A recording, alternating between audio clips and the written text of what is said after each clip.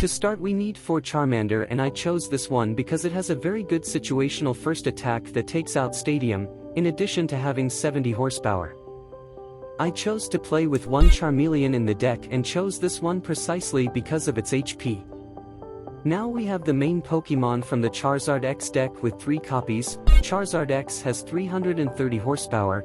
It has a skill that is the engine of this deck that consists of once per turn when you evolve into this Pokemon you can look for 3 fire energies and link to your Pokemons the way you want.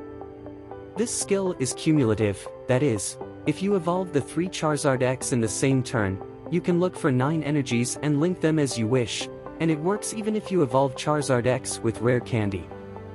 Now let's talk about how complete this card is. Because Charizard X's attack consists of a base damage of 180 plus 30 for each prize card your opponent took, reaching a maximum damage without modifiers of 330 damage if your opponent took it 5 prize cards. Now we start talking about the gear of the deck that are the Arceus, so that we have consistency in the deck. Arceus comes with its ability Starbreath that allows us to take any 2 cards from our deck, and that makes it very versatile in its usefulness. Because Charizard also makes him attacker, since it is possible to use Charizard X ability on Arceus VSTAR and to power him up so he can attack. Now we have Mew with its versatility, from finding Battle VIP Pass on our first turn to finding Rare Candy to be able to evolve Charizard, among other possible moves. Last but very important we have the gear of our deck, Pidgeot X. This card came to break the meta, and not only is it important in our deck but it will be a present card in almost all the others, and this is due to its quick ability search. It allows us to search for any card in our deck once per turn.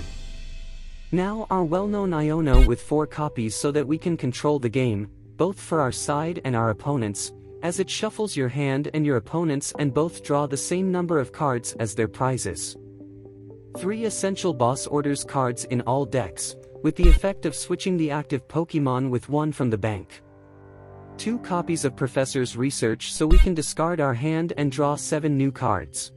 1 Jack, a card that I tested and brought me a surprising result, but it is a card that can be easily replaced, as it only has the function of looking for 2 evolution Pokemons from the deck and putting it in the hand.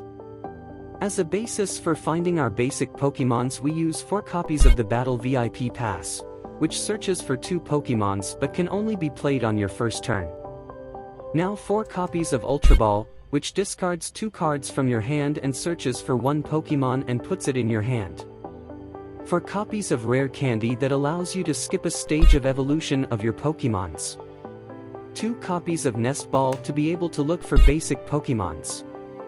A copy of the Escape Rope, in order to be able to exchange the active Pokemon with some Pokemon from the bank of both players.